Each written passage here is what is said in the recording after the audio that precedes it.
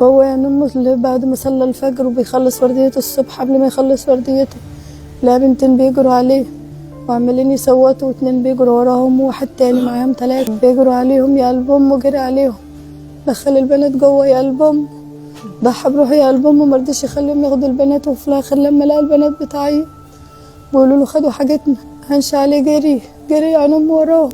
يا قلب أمه لما جروا وراهم ضربهم، خد منهم الشنطة بتاع العيال لما كانوا عايزين ياخدوا البنات ياخدوا حاجتهم، وراحوا جري وراه، راح المحل تاني في اللي شغال فيه، بيضربوا فيه عن أمه، ضربوا يا قلب أمه بخوه مات في ساعتها. شفت ابني ميت بس قدام عيني، ابني هو محطوط في الثلاجة لقيته قدام عيني، مش بالساهل، محدش حاسس بيا غير أنا، ربنا اللي حاسس بيا بس. إن عواقب ارتكاب الجريمة وخيمة جدا، ستودي بك إلى أوضاع مأساوية حزينة. نصيحة: لا تورط نفسك في ارتكاب أي جريمة أو مخالفة للقانون، لأن الجريمة لا تفيد. ساعة مع حنفي. أهلا بكل مشاهدي قناة ساعة مع حنفي، القناة المعنية بعالم الجريمة. تعال نشوف الجريمة دي اللي للأسف حصلت في نهار رمضان في محافظة الجيزة، الهرم، منطقة اسمها كعبيش. الشاب الجميل بالجلابية الحلوة دي اسمه محمد جمال، 25 سنة، شاب أدب وأخلاق ورجولة وشهامة مش على حد. أبوه ميت من 2-3 وعنده 5 إخوات، أخته طالبة في كلية الطب، وأخ عنده 22 سنة، وأختين تانيين لسه في أولى ثانوي وفي ابتدائي. وهو اللي بيروح يشتغل وبيصرف على البيت كله، وكان بيجهز أخته الدكتورة عشان كان فرحها بعد العيد. شغال محمد جمال ده رغم إنه متعلم مثقف شغال في محل فطاطري بيعمل فطير. طبعا في رمضان مفيش حد في النهار بياكل فطير، واول مره محمد يشتغل شيفت ليلي، لان احنا في رمضان هيشتغل في الليل، الناس بتفطر، عايزه تتسحر تجيب فطيره بتاع، اللي عايز يفطر على فطير، كل واحد بامكانياته. فمحمد النهار كله فاضي وبيشتغل شيفت في الليل حسب رمضان.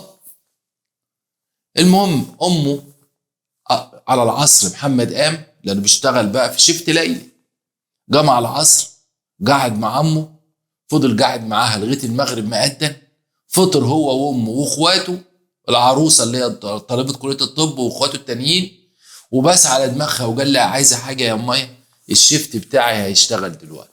قالت له ده عيالك يا ابني، روح ربنا يسترها معاك.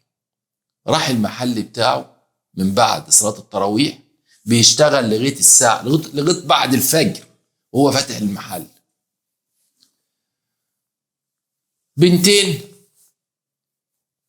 بالصدفة، ما هي أعمار، بنتين رايحين الكلية بتاعتهم، جايين من السفر، وكل واحدة معاها مصاريف الكلية بتاعتها حوالي 5000-7000 جنيه، اللي هو بيسموها فلوس الكورسات. فلوس الكورسات كل بنت معاها حوالي 7000 جنيه. ماشيين، ومحمد كان لسه في المحل بتاعه. انتوا عارفين بعد الفجر ما بيأذن مش بيقفل ويمشي، ده لازم ينظف ولازم يرجع كل حاجه في عشان لما يجي بعد كده على بعد المغرب يبقى كل حاجه نظيف. البنتين واقفين، وجرب المحل في 2 شباب بموتوسيكلات راحوا خاطفين الشنط من البنات. طبعا الشنط كل بنت فيها الفلوس اللي ابوها عطاها لها، فلوس الكورسات 5000 و6000 جنيه. البنات صوتوا، طبعا طلع محمد المحل فيها قالوا ال2 الشباب دول اللي بيجروا بالموتوسيكل خطفوا منه الشنط، طب ادخلوا المحل انتوا. دخلهم المحل اللي هو شغال فيه، وكان معاه واد شغال ديليفري بالموتوسيكل. انت عارفين انتوا يا جماعه بتوع الدليفرات بيكون قال له بسرعه اطلع ورا العيال دي. الواد بتاع الدليفري شغل الموتوسيكل، وجروا هما ال2 مسكوا، طالوا العيال مسكوهم، خدوا منهم الشنط، ورجعوا للبنتين تاني. خد يا استاذه، البنات والله حسب كلام الام بيقولك كانوا عايزين يبوسوا على يدين محمد وصاحبه، على دور الشهامه اللي عملوه. طبعا كل اب بيدي لبنته 5,000 6,000 جنيه، الله يكون في عونه. لو البنت جالتك اتسرقوا ابوها يقول لها بلاها التعليم، ما تتعلميش. المهم محمد بيدي الشنط للبنات، وكل بنت فتحت الشنطه بتعد فلوس واطمنت. كانوا الاتنين الشباب اللي كانوا خاطفين الشنط جابوا واحد تاني ونزلوا قدام المحل بتاع محمد، دخلوا بيتهجموا على محمد وبيضربوا الاتنين البنات عشان ياخدوا الشنط. شوف اللي افترى. الكلام ده كان امتى؟ 6 الصبح 7 الصبح. شوف الجبروت. مش يحمدوا ربنا ان محمد جمال واللي شغال ديليفري في المطعم او في المحل الفطاطري ما بلغوش الشرطه، احمدوا ربنا. لا، دول رجعوا معاهم واحد تاني ودخلوا المحل بتاع الفطير، مسكوا محمد جمال ومسكوا صاحبه ونازلين ضرب فيهم.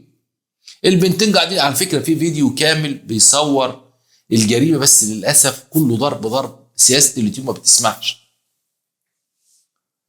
محمد زي ما احنا شايفين صورته كان بيتمتع ببنيه جسمانيه راجل، فشيء طبيعي ما كانش هيقدر يتغلبوا عليه هو وصاحبه بالسهوله دي. فكان جايبين حاجه معاهم اسمها سيلف ديفنس. سيلف ديفنس الماده بتترش كده، بيستخدموها الجماعه البلطجيه والجماعه اللي يعني البنات بيحطوها احيانا في شنطهم كدفاع عن النفس. بسرعه محمد بيقول لهم في اف، راح في وشه ودب دب دب دب. محمد ما قدرش ياخد نفسه، وقع على الارض ميت في الحال.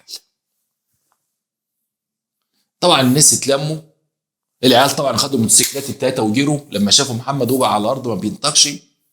البنات بيصوتوا، جات الشرطه. ايه اللي حصل؟ الكاميرات موجوده في المحل، وهو محمد كان بيقول لهم الكاميرات مصوراكم، الكاميرات مفيش فايده فيهم.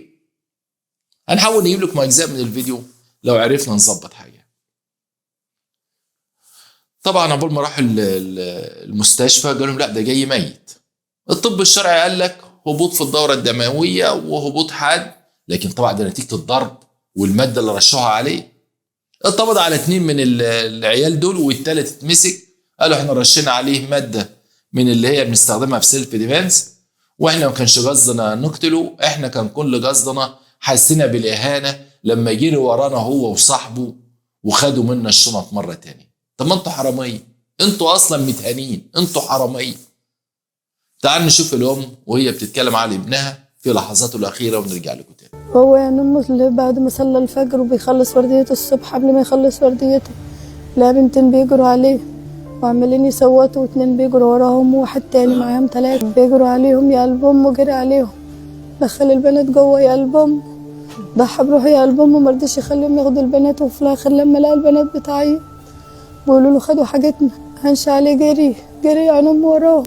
يا قلب امه لما جري وراهم ضربهم، خد منهم الشنطه بتاع العيال لما كانوا عايزين ياخدوا البنات ياخدوا حاجتهم، وراحوا جري وراه. راح المحل تاني في اللي شغال فيه، يضربوا فيه عن امه، ضربوا يا قلب امه بخوه مات في ساعتها. شفت ابني ميت بس قدام عيني. ابني هو محطوط في الثلاجه، لقيته قدام عيني. مش بالساهل، محدش هيحس بيا غير انا، ربنا اللي حاسس بيا بس. تعال نشوف 2 من الجيران، يعني واحد صاحب مخبز وواحد صاحب محمد، وهو بيحكوا ايه اللي حصل وازاي محمد كان انسان يعني، وبيحكوا الجريمه ازاي حصلت وازاي محمد اتقتل. تعال نشوف الفيديو ده ونرجع لكم. في بنتين استنجدوا بيه وهو في المطعم، دخلهم المطعم، وفي 3 شباب كانوا داخلين ورا البنتين، فهو بيحوشهم يتهجموا عليه ورشوا عليه سلم. محمد هنا انا معاشره من زمان، الرجوله كلها فيه والشهامه والجدعنه، وعمر ما شفته عمل مشكله مع حد. الراجل كان الساعه 7 الصبح معاد يقفل شغل، رايح كان هيقفل وجه، كانوا معدين 3 بنات وعدي من وراهم 3 شباب. الشباب غلست على البنات، البنات كانوا رايحين يدفعوا مصاريف المدرسه ولا مصاريف الكليه الله اعلم. كانوا معاهم كل واحد كان معاه 5000 جنيه، خدوهم منهم قدام المحل بتاع محمد. طبعا محمد ما عجبوش الوضع، اتدخل طبعا مع المهابره. ده ضرب، وده بيحدف طوب، وده بيحدف ازاز، وده بيحدف مش عارف ايه. المهم فضل يعافر برضه لحد ما خد منهم الفلوس. راح خد الفلوس منهم واداها للبنات. البنات يعني من خوفهم استخبوا في المحل بتاع محمد. العيال راحوا ورجعوا تاني، رجعوا كان معاهم اللي هو الرش بتاع ده السلح، رش على محمد بس رشه بغباء بقى. محمد لما ترش عليه ترش بغباء. جه طبعا لما بياخد نفسه خد السيلفر ده في صدره وحصل اللي حصل بس. أدى للوفاة. عدى للوفاة وهو بيجري سقط الله يرحمه. شفنا 2 من اصحابه وهم بيتكلموا بيشكروا في اخلاق محمد جدا. محمد كان كل همه يجوز اخته طالبه كليه الطب، وامه الله يساعدها كده فقدت جوزها من 2 وفقدت ابنها الكبير اللي كان بيصرف على البيت اهو في رمضان، وليه اخ وعنده 22 سنه الله يكون في عونه، هو اللي هيشيل الشيله دلوقتي. يعني الله يكون في عونه لانه دلوقتي اسمه اسلام، عنده 22 سنه اسلام. يعني دلوقتي اسلام اصبح كبير العيله، وخاصه ان اخوه يعني ما يتعوضش. ربنا يصبر الام ويصبر. اما البنتين حسب كلامهم بيقولوا والله العظيم البنتين لما عرفوا ان ابنها محمد جمال مات، منهم بنت انهارت وجات انا عايز ادخل ابوسه في المشرحه، ابوس على رجله اقول له شكرا وكتر خيرك، انت راجل في زمن قال لي فيه الرجال، انه انقذنا وحمانا ودخلنا المحل وتحمل ده كله عشان خاطرنا. هنقول ايه؟ لله الامر.